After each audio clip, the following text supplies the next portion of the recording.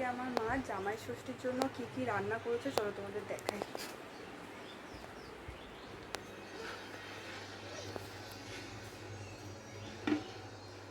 এখানে রয়েছে ভাত, এখানে রয়েছে মাটন,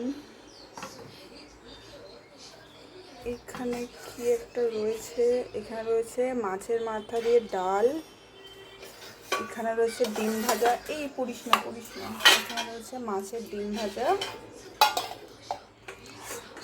আর এখানে রয়েছে সর্ষে পাবদা, আর এখানে রয়েছে ভাজাভুজি। এই হচ্ছে আজকে আমাদের মেনু।